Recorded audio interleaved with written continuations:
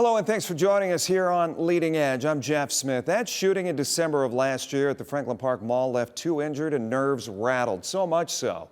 Social media was flooded with comments about the mall. Would people stay away? Is it a failed concept? Well, not so fast, says one of the driving forces behind the creation and marketing of Franklin Park Mall back in the 70s. Stan Eichelbaum, he lives in Fort Lauderdale, Florida now, but he has great affection for Franklin Park. Today, we've got a bit of a walk down memory lane, and we have to give a shout out to a local author, Chris Bors, for his book, The Franklin Park Mall, A History. It's available right now on Amazon. I started my conversation with Stan asking him where he sees the indoor mall concept for towns like Toledo, and he says it's a challenging period. I think the main thing to understand in Toledo is that Franklin Park is not the normal history of the malls. It's a unique situation. Malls, through its history, have been great opportunists, in many cases, visionaries of limited vision on it. In the case of Franklin Park, it was came under the Rouse Company and an incredible social visionary, Jim Rouse. We were building the city of Columbia, Maryland, now called the best place to live in America by many studies at that time. And we were spreading malls across the country of great uniqueness. We were leading edge architecture driven by Jim's vision.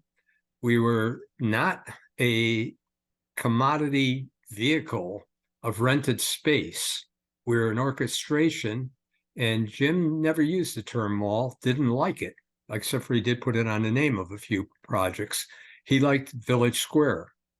He saw it along with other people, and the architect of the first malls in the country, Victor Gruen, who is idolized in the field of architecture, came out after couple of decades of malls and said, these were not meant to just be retail if they were really to have long-term vitality. They had to be specific orchestrations of life all the way around. Where did it go wrong then?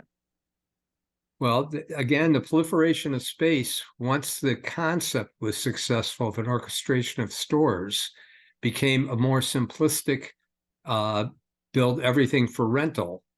And at one point, I was quoted in national media in, I believe, 1990, saying that there was enough mall space to service a population of over 700 million. Unfortunately, America only had 280 million at that point on it. But a lot of the later product was bricks and mortar with nameplates of stores, not a gathering place. I took the opportunity just to show what Franklin Park was originally. Franklin Park hosted the first exhibit of Norman Rockwell art outside of the collection while I was there. It held, and that was meant to draw people in. It was meant to make people come in and buy art. What was the purpose? It was meant to make it a vital place, residually attracting customers. It was to make it there was a concert series, and Johnny Norr. I'm Dorn. very familiar. Yes. Yep, we actually did recordings of his concerts, and he was the local maven of music all the way around. And the mall was not just bricks and mortar. It featured the second largest sculpture ever by Calder, a world-renowned artist. It included a lot of other features. The architecture was absolutely the most beautiful mall in the country on opening day and has endured very, very well. So it started with those roots throughout the Rouse Company era into Westfield, which is a very prominent developer from Australia, who great vision of it. So that mall has better bones than most malls. It was very hard to challenge it, although Southwick did for a short time on it, but it came back very hard. We were able to bring J.L. Hudson to Toledo, Ohio for the first time out of the state of Michigan. And we were very careful to articulate a message of locality with Lamston's department store back then. So it was a great cross-section. When you looked at the retailers, It wasn't the general all fashion. We had the leading stereo shop of the region. We had a ice cream parlor, Farrell's, from the West Coast. That was just, they'd never done anything in the Midwest, and they were a celebration point that was the talk of the country. So these were things that were unique to the Toledo market, obviously, being a small, mid-sized market. At one time, and Stan, you know this as well, Toledo was thought of as one of the best test markets in the country when it came to franchises. Is that not correct? Yep. Well, many Ohio cities are sort of a crossroads for Just American appetite. absolutely. Yeah. So I guess, do cities like Toledo need the mall concept? They don't necessarily need the mall concept, but I do not consider the mall concept dead. It will come back. It has shrugged an incredible amount of space, the number of malls that have closed. And those were redundancies that were never really necessary. Somebody will come back very creative. One of the problems is it has gone from the originators, the Ed DeBartolo from Youngstown, the Mel Simons from Indianapolis, Ernie Hahn from California, and Jim Rouse, who were holistic in their perspective and definitely thought of the Village Green and the integrated in as a focal point of the community to equity interest that saw the repetition of just creating a lot of mall space. So What about what about these outdoor concepts, though? You see a lot more of those these days. I don't know if there are those that you're working on in Fort Lauderdale, but is the inside mall dead? The inside mall is not dead, but it was never as necessary as envisioned. We, as a planning organization, tried to convince American developers who were cranking out malls at such high speed in the early 2000s about the potential for lifestyle centers. We actually did them in Dubai with 110-degree nights before we could convince American developers to do it. The customer in Chicago, Oak Brook, in terrible weather, has been vital as an outdoor shopping center for probably 75 years now. So people can tolerate their habitation all the way around. And there's a lot of environmental desire to being outdoors in the right climate and the right aesthetic. So those malls, but they're also a cycle that malls in stage one were very vital. When they went to stage two, they started to go down in overall volume in stage three. And the same thing is happening within the lifestyle center.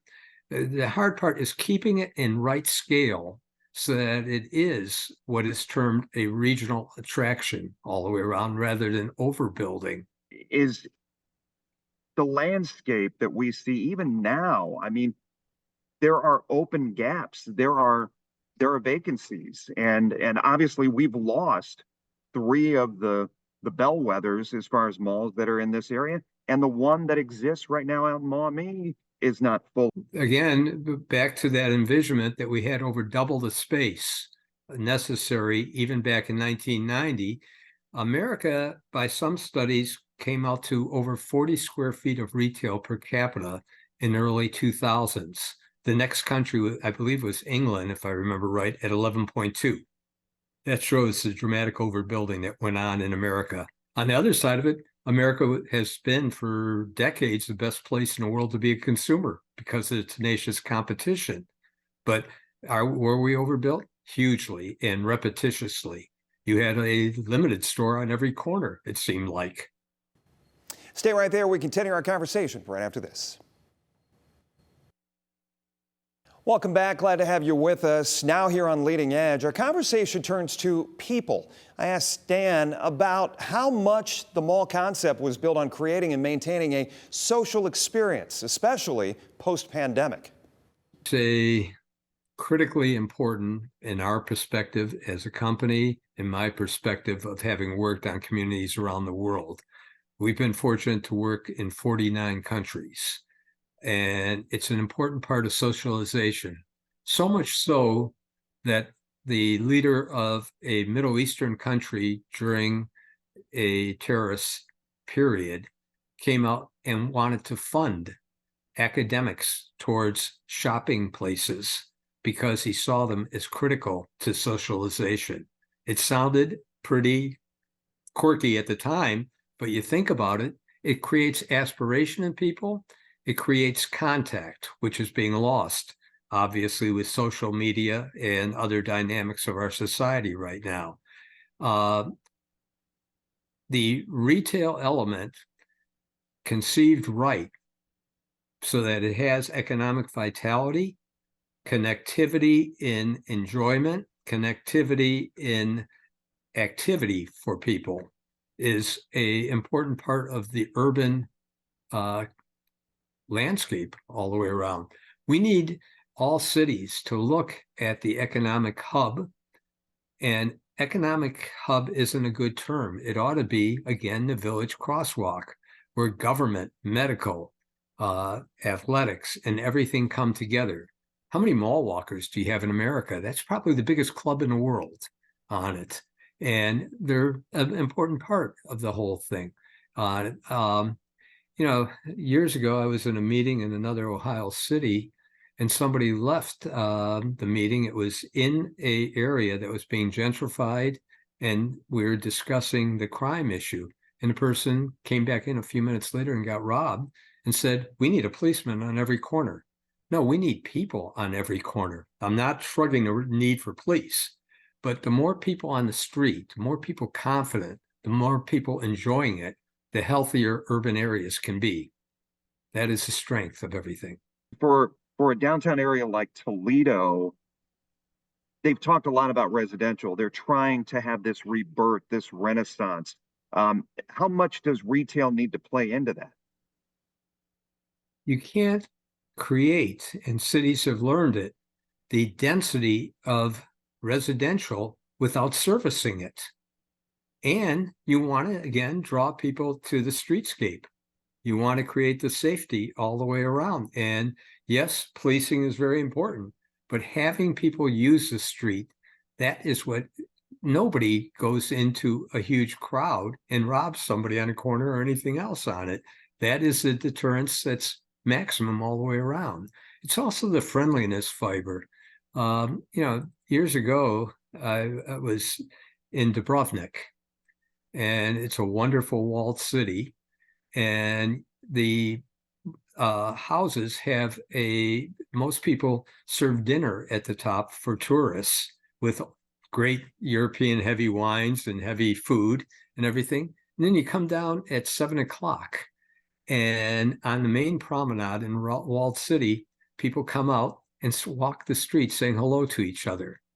It sounds corny at first, but it is absolutely one of those beautiful experiences you can imagine. But you have to have desirable, user-friendly terrain, and stores are a part of that.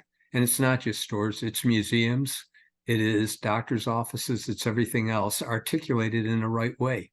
Finally, is the ease, the frequency of online shopping, is that, I guess, something that will bring malls to their knees, or will it just be an added element out there? The mall has persevered through generations of aggression towards it. It was discounters, it was catalog stores, it was catalogs in the mail. Certainly, internet is the strongest of aggressions we've seen. But again, we had too much commoditization space, and that is faltering very strongly.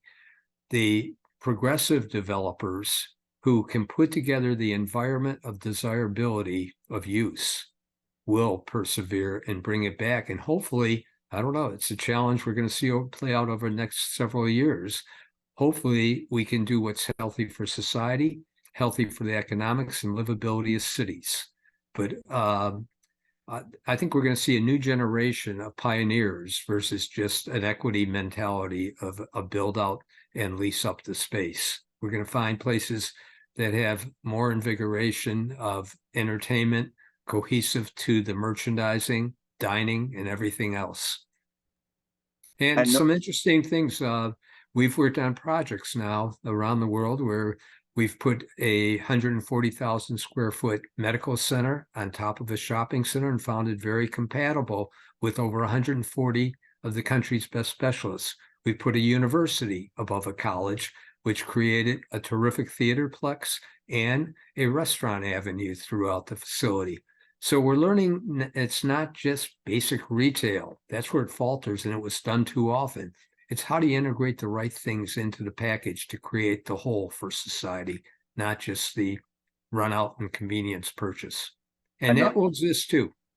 I was going to say, I know your expertise does not come free, but if you had to give the powers that be, Franklin Park Mall, Fallen Timbers out in Maumee, if you had to give them a path for the next 20 years for success, you would say what?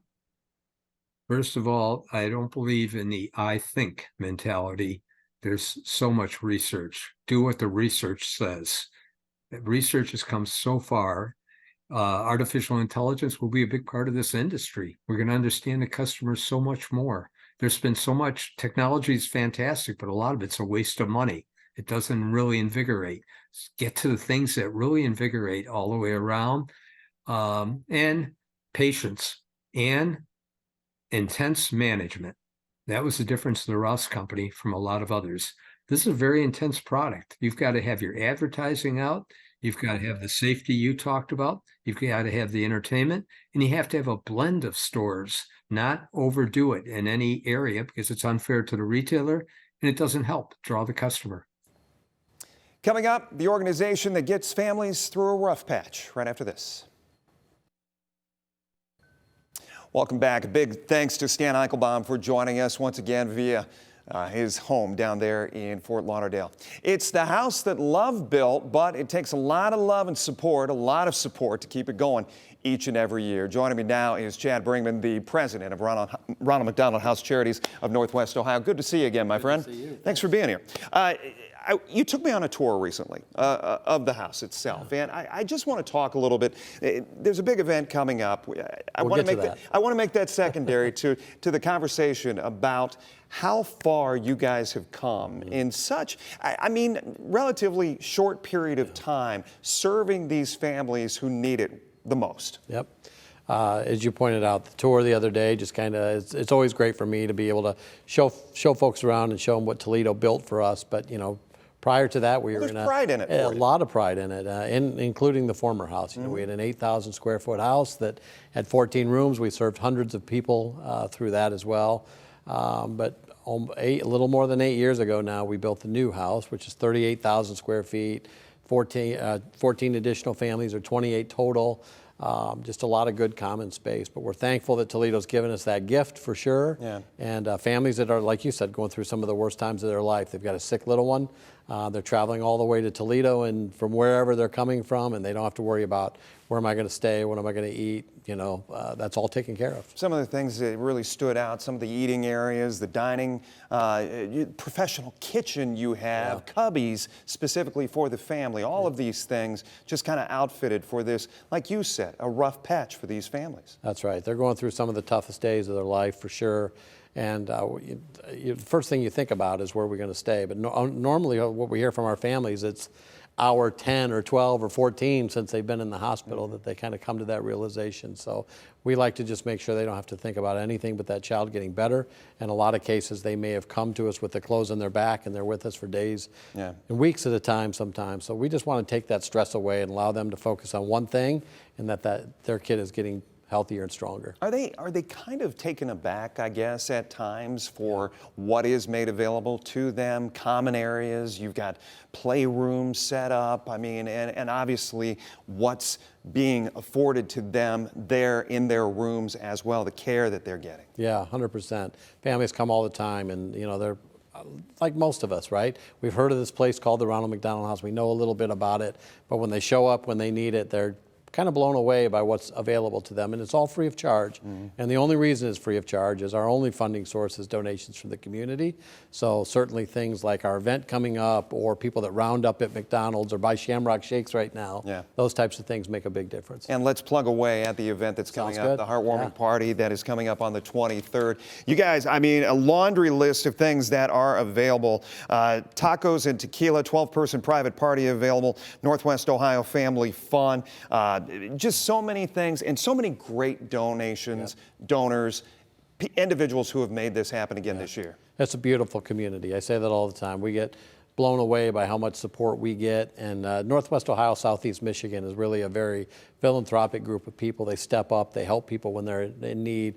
This is a mission that people identify with. So yeah, when we have events like this, people really do come out of the woodwork, literally, to make sure that we have things that we need. Alan Miller Jewelers. This year. Jeans to Jewels is our go-to, right? We want people to be casual on a Friday night. Alan Miller Jewelers is one of our top sponsors, and he donated 10-carat diamond ring that's going to be auctioned off. Somebody's going home with that thing. It's unbelievable. It's a fun night. And reservations, you have to make them, still available? I would get on it. We still have some tickets, but if I was out there and I'm watching this, I would get on it. Yeah, let's put up the full screen once again. That is the Heartwarming Party that comes up on Friday, February 23rd, Hilton Garden Inn in downtown Toledo. And more information at rmhctoledo.org. That's us. Chad, good to see you as always. Good to see you. Thank you so much. We'll be right back. Well, for a final time this week, thank you so much. Once again, this show wouldn't be nearly what it is without you out there. If you missed any part of our conversations, you can find us on our YouTube page, WTOL 11. Have a great rest of your weekend. I'm Jeff Smith. We'll see you next time.